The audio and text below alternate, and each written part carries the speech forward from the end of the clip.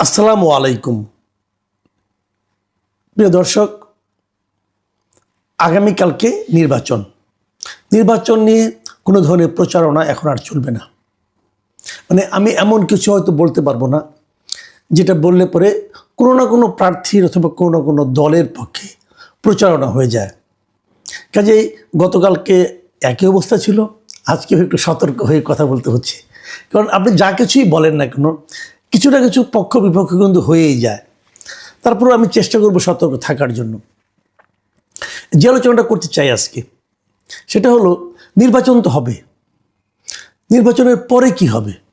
আমি কিন্তু অনেকে আমাকে গত কয়েকদিন ধরে আমাকে বলেছেন যে এই নির্বাচনে কোনো ধরনের গণ্ডগোল হবে কিনা, সংঘাত হবে কিনা। আমি সবসময় বলেছি হবে না, এবং না হওয়ার কারণগুলো আমি উল্লেখ করেছি।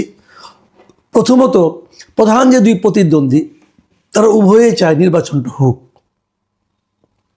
তারা যেহেতু নির্বাচনটা হোক এটা চায়, কাজে তারা কেন সংঘাতে লিপ্ত হবে। সরকারও চায় নির্বাচনটা 12 তারিখে হয়ে যাক। কাজেই সরকারের দিক থেকে কোনো আপত্তি নাই। নির্বাচনের বাইরে যে প্রধান যে শক্তিটা আছে আওয়ামী লীগ, আমার ধারণা তারাও চায় নির্বাচনটা হয়ে যাক।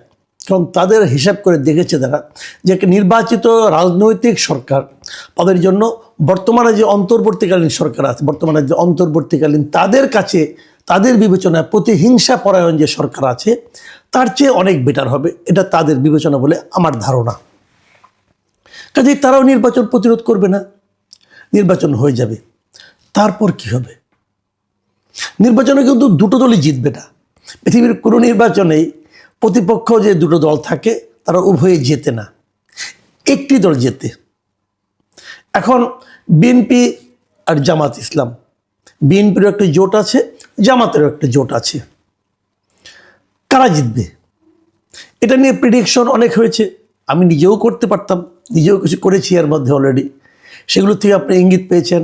সেই প্রেডিকশন এরই মধ্যে আমার মধ্যেও কিছুটা চেঞ্জ হয়েছে। যাই হোক, সেই চেঞ্জটা আপাতত আমি উল্লেখ করব না। আমি বরং ওটুকুই ভাবি যে নির্বাচনের পরে কি হবে। ধরা যাক এই নির্বাচনে অনেকেই কিন্তু বলছিলেন যে জামাতের মধ্যে অনেক দূর অগ্রসর হয়েছে, জামাতের কিছু নীরব ভোট হয়েছে, অনেকে কিন্তু বারবার এগুলো বলছিলেন। আমি হাইপোথেটিক্যালি, কথার কথা অথবা অতি কল্পনাপ্রবণ হয়ে আমি ধরা যাক যে নির্বাচনে জামাত ইসলাম জিতে গেল। যদি জিতে যায়, বিএনপির প্রতিক্রিয়া কী হবে? বিএনপি কি খুব আপোষে এই পরাজয়টা মেনে নেবে? যে কথাটা আমি গতকালকে বলেছিলাম যে আমি দুই নেতার কথা শুনলাম, কোনো নেতাই কিন্তু এ কথা বললেন না যে যদি নির্বাচনে যে ফলই হোক না কেন, যদি আমার দল যদি হেরেও যায় তাও আমরা এই পরাজয়কে মেনে নেব। এই কথা কিন্তু কোনো নেতাই বলেননি, এবং এটা আমি প্রত্যাশা করেছিলাম দুই নেতার কাছ থেকে। তারা বলবেন যে আমরা গণরায়কে গুরুত্ব দিচ্ছি। আপনি আচমকা যদি বলেন যে নির্বাচন ইঞ্জিনিয়ারিং করে আমাকে হারিয়ে দেওয়া হয়েছে, এটা কিন্তু জনগণ পরে আর মানবে না।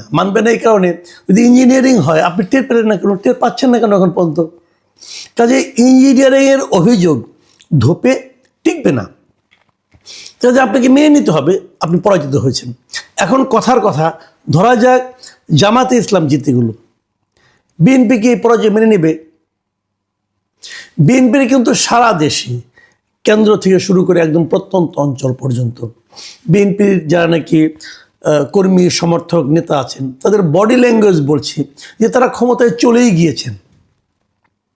আমার তো ধারণা ক্যাবিনেটও মনে মনে একটা তৈরি হয়ে গেছে। এটা স্বাভাবিক, বিএনপি একটা বড় দল এবং অনেক দিন ধরেই তারা বড় দল হিসেবে আছে। সেই তুলনায় জামাত অত বড় দল ছিল না। কাজে হঠাৎ করে যদি কিছু একটা হয়ে যায়, তো বিএনপি এটা মানবে না, মানতে চাইবে না। বিএনপির মানার অভ্যাসও নাই। এর আগে বিএনপি যে কয়েকবার নির্বাচনে হেরেছে, একবারও তারা ফলাফলটাকে মানেনি। আমি কিন্তু 14, 18 কিংবা 24-এর কথা বলছি না। এর আগেও তো বিএনপি হেরেছে, 96 বিএনপি হেরেছে, বিএনপি মানেনি। কিন্তু ফলটা বলছে স্থূল কারচুপি হয়েছে। কিন্তু বিএনপি তো মানার ইতিহাস নাই। যদি বিএনপি না মানে তাহলে কি হবে?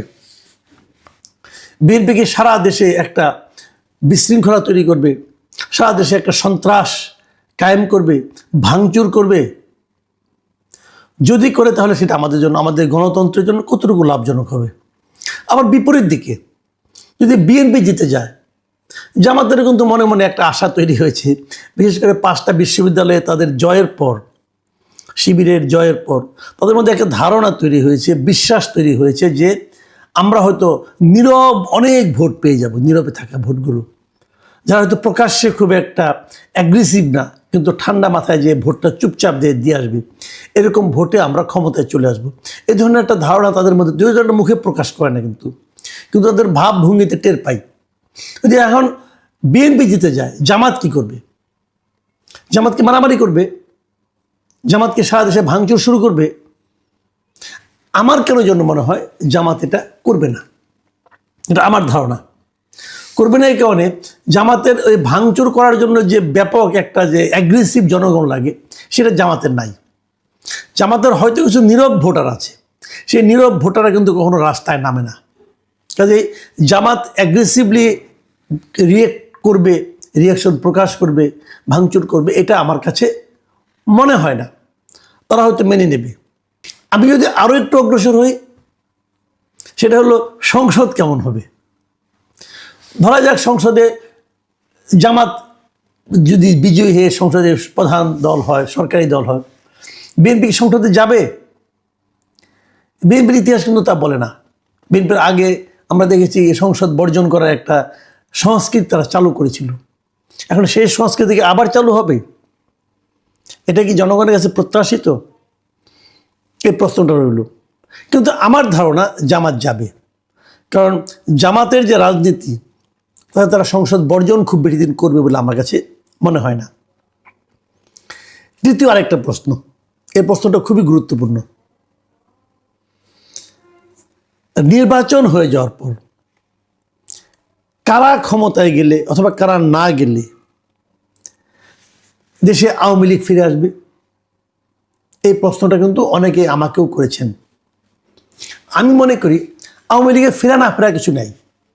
আওয়ামী লীগ দেশে আছে। আওয়ামী লীগের বিপুল সংখ্যক নেতাকর্মী এই দেশের গ্রামে গঞ্জে, প্রত্যন্ত অঞ্চলে, শহরে তারা আছে। আমার সঙ্গে অনেকের দেখা হয়। কীভাবে দেখা হয়? ধরেন কোনো একটা শপিং মলে গেলাম, ওই পরশুদিনও তো গেলাম এক জায়গায়, আমি বসুন্ধরায় গিয়েছিলাম পরশুদিন। সেখানে হঠাৎ করে একজন লোক আমাকে হাত ধরে বললো সে কোনো একটা জায়গা, আমি জায়গাটার নাম বললাম না, ওই জায়গায় উনি উপজেলা চেয়ারম্যান ছিলেন আওয়ামী লীগের। উনি বললেন যে উনি ঢাকায় এসে আপাতত লুকিয়ে আছেন। তো আওয়ামী লীগের লোকজন তো আছে সারা দেশে। তো এই লোকগুলো কি ধীরে ধীরে প্রকাশ্য হবে? আমি মনে করি আওয়ামী লীগের যে লোকগুলো বিদেশে পালিয়ে গেছে, তারা খুব সহজে দেশে আসবে না, কারণ তাদের নামে অনেক মামলা মোকদ্দমা হবে এবং হয়েছেও। তারা অনেক অপকর্ম করেছে। যারা অপকর্ম করেছেন তাদের প্রত্যেকের বিরুদ্ধে মামলা হওয়া উচিত, কঠিনতম মামলা হওয়া উচিত। আমি মনে করি তারা অপকর্ম করেছেন, তার সাজা হবে না, হওয়া উচিত। যাদের বিরুদ্ধে মামলা মোকদ্দমা নেই, তারা তো ধীরে ধীরে রাজনীতিতে সক্রিয় হবে। এই প্রত্যাশায় তারা কিন্তু নির্বাচনটা হতে দিচ্ছে, নির্বাচন প্রতিরোধ করছে না। তো যদি নির্বাচনটা হয়ে যায়, তারা অবশ্যই আসতে চাইবে। এদের কেউ কেউ আওয়ামী লীগের একটা বড় অংশ বিভিন্ন দলের মধ্যে ভিড়ে যাবে। কেউ বিএনপিতে যোগ দেবে, কেউ জামাতে যোগ দেবে, আবার কেউ নিজস্ব সক্রিয়তা নিয়েই রাজনীতিতে আসতে চাইবে। আমার ধারণা যে আওয়ামী লীগের উপর যে রাজনৈতিক যে স্থগিতাদেশ আছে, রাজনৈতিক কর্মকাণ্ডের স্থগিতাদেশ, এটা হয়তো নতুন সরকার এলে এটা হয়তো উড্র হতে পারে। বিএনপি আসলে দ্রুত উড্র হবে, জামাত আসলে একটু সময় লাগবে, কিন্তু উড্র হবে, এটা আমার ধারণা। জামাত যদি আওয়ামী লীগকে নিশ্চিহ্ন করার জন্য বরঞ্চ ওটাকে বরং আরও বেশি করে, মানে আওয়ামী লীগকে নিষিদ্ধ করার চেষ্টা করে, তাহলে যে চাপটা আসবে বিভিন্ন জায়গার থেকে, সেই চাপ জামাত সহ্য করতে পারবে না, আমার ধারণা। তখন আওয়ামী লীগের সঙ্গে সঙ্গে বিরোধী দলে থাকা বিএনপিও কিন্তু সেই চাপের মধ্যে যুক্ত হবে। আর যদি বিএনপি ক্ষমতায় আসে, সেক্ষেত্রে যদি আওয়ামী লীগের উপরে থাকা রাজনৈতিক কর্মকাণ্ডের স্থগিতাদেশ বিএনপি উড্র করতে চায়, জামাত প্রতিবাদ করবে, কিন্তু জামাত এটা নিয়ে যে একদম হুলস্থুল কাণ্ড বাঁধিয়ে ফেলতে পারবে, এটা আমার কাছে মনে হয় না। এখন যদি দুই দলের কেউই আওয়ামী লীগের উপর চেপে থাকা স্থগিতাদেশ এটা যদি উড্র না করে, যদি আওয়ামী লীগকে দেশে ঢুকতে না দিতে চায়, যদি আওয়ামী লীগকে রাজনীতি করতে না দিতে চায়, তাহলে কি হবে? আমার ধারণা সেক্ষেত্রে আওয়ামী লীগ একটা চোরাগোপ্তা রাজনীতি শুরু করবে, যেটা দেশের উন্নয়নের জন্য খুব ভালো কোনো ফল আনবে না। আমি মনে করি সকল রাজনৈতিক দলকেই অবাধে রাজনীতি করতে দেওয়া উচিত, সেই সুযোগটা দেওয়া উচিত। আমি শেষ প্রসঙ্গে আসি। আপনারা জানেন, কালকে আমরা দেখলাম যে আমাদের এই বর্তমান অন্তর্বর্তীকালীন সরকারের উপদেষ্টারা তারা যার যার সম্পদের হিসাব দিয়েছেন। আমি এরকম হাস্যকর সম্পদের হিসাব আমার এই জীবনে দেখিনি। কেমন হিসাবটা হলো, আমি নিশ্চিত যে ওদের সবার ইনকাম ট্যাক্সের ফাইলগুলি নিয়ে কেউ একজন বসিয়ে দিয়েছে। এবং মজার ব্যাপার হলো, তারা যে কাজটা করেছেন যে দায়িত্ব নেওয়ার সময় কার সম্পদ কত ছিল, দায়িত্বে ছাড়ার সময় কার সম্পদ কতটুকু আছে, এটা তারা বলেছে এখানে। আমরা তো তাহলে দায়িত্ব নেওয়ার সময় যে সম্পদটা আপনার ছিল সেটা আগে দিলেন না কেন? শেষে এসে কেন বলছেন ওই সময় এত সম্পদ ছিল? কেন? আমাদের চাওয়ার সম্পদের হিসাব চাওয়ার উদ্দেশ্যটা কি ছিল? আপনার শুরুতে একটা হিসাব দেবেন, আপনার শেষে আরেকটা হিসাব দেবেন, আমরা দুটো হিসাব মিলিয়ে নেব। আপনার শুরুতে হিসাবটা দেন নাই কেন? দেওয়ার অঙ্গীকার তো করেছিলেন, দেননি কেন? শেষে এসে মিলিয়ে দিলেন কেন? একজনকে দায়িত্ব দিয়েছেন ভাই তুমি মিলিয়ে দাও, মানে কারোর সম্পদ কিন্তু বেশি বাড়ে নাই, অল্প অল্প বেড়েছে। মানে এত চমৎকারভাবে বেড়েছে যেটা মানে ভাবাই যায় না যে এরা সব সাধু পুরুষ এতদিন কোথায় ছিল। তবে চিন্তার কোনো কারণ নাই। কে কত দুর্নীতি করেছেন তার হিসাব নিশ্চয়ই জনগণ কারো না কারোর কাছে আছে, চলে আসবে। যেদিন দায়িত্ব হস্তান্তর করবেন সেই দিনই চলে আসবে, সবার কাছে চলে আসবে। এবং এই সন্দেহ নিয়ে এই জাতি বেশি দিন থাকবে না। যে কারণে নতুন যে সরকার আসবে তাদের কাছে আমাদের অনুরোধ থাকবে, এই প্রত্যেকটা হিসাবের চুলচেরা বিশ্লেষণ আপনারা করবেন। আমরা দেখতে চাই যে আপনারা যেন এই গড্ডা লেগে প্রভায় না ভাসান, সবাইকে ক্লিন চিট দিয়ে দেবেন, এটা উচিত হবে না। কারণ সন্দেহ অনেকেরই আছে। এতদিন শুনে এসেছি যে ডক্টর ইউনূসের নাকি কিছুই নাই সহায় সম্পদ, এখন দেখছি না এই সময় তার 1 কোটি সহায় সম্পদ বেড়েছে, 15-16 কোটি টাকা তার আছে।